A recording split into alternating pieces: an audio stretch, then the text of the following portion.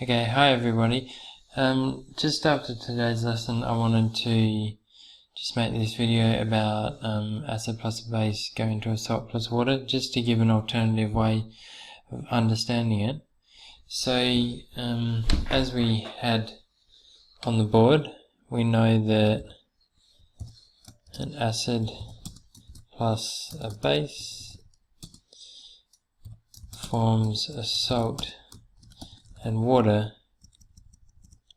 Probably should just add a plus there, where a salt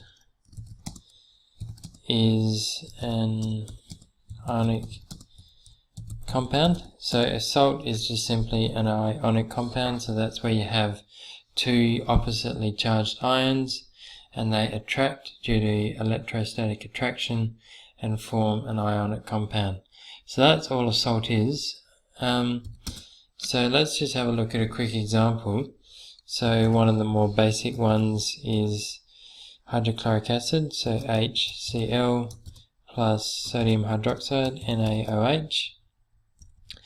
What I just want to do in giving a new way of understanding it though is just use a few different colours.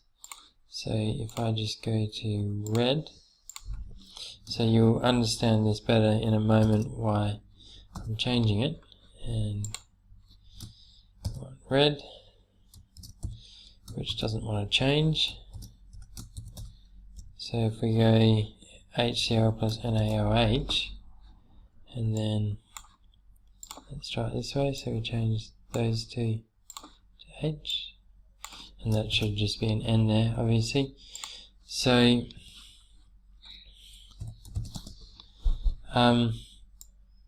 we're just adding these two together, so hydrochloric acid plus sodium hydroxide. Now this is the acid, so the H plus ion, when we put this in water, the H plus ion is going to dissociate from the molecule, and when we put this in water, this is just an ionic compound, so it's going to dissolve in water, and we're going to get the OH minus ions floating around in water. So those two just simply come together to form water. So we just get those two coming together and we get water from those two, so those two combine to form water, and then the salt simply is just what's left over. So within water, or within this particular equation, we've got an Na plus ion and a Cl minus ion. How do we know that it's Na plus and Cl minus? Well, if we go to our formula sheet that I handed out, we see here that it's sodium, Na plus, and then down here, Cl minus, so we can read it off our formula sheet. So it's Na plus and Cl minus, and so that's just, that salt is just formed from what's left over in this equation. So the H plus from this is going to is combining with the OH minus from here to form water, and our salt is just what's simply left over. So it's just NaCl, and I'm writing the AQ to denote that that is simply an aqueous solution of sodium chloride. So when I write AQ, that just means it's sodium chloride, but it's in water. Now because an ionic compound dissolves in water, it will be in its respective ions. So in water it will be in the Na plus ion and the Cl minus ion.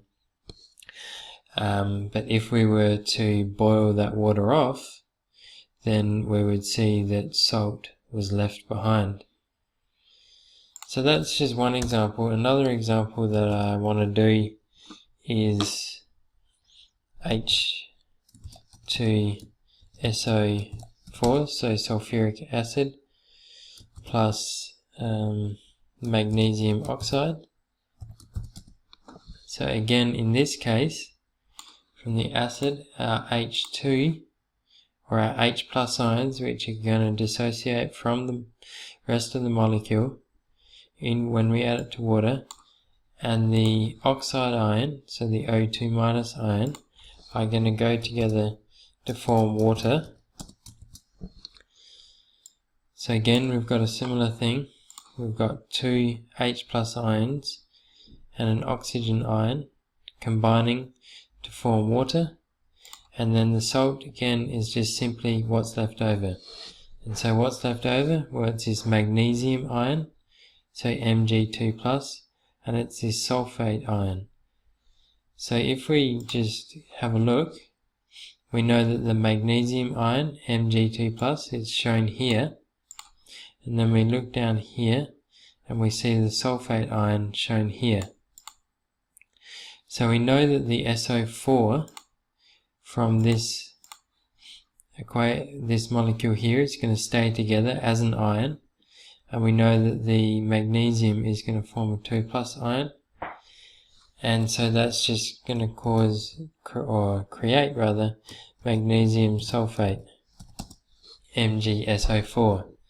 Now it's simply just MgSO4 because Mg carries a 2 plus charge with it, and the SO4 carries a 2 minus charge, and we want to form a neutral salt, so one with no charge, and so 2 plus on the 2 plus charge on the magnesium and the 2 minus charge on the sulfate ion cancel out to form our magnesium sulfate, and that is also an aqueous solution like that. So within water it would be in its respective ions, but then if we were to boil the water off, we would get magnesium sulfate left behind.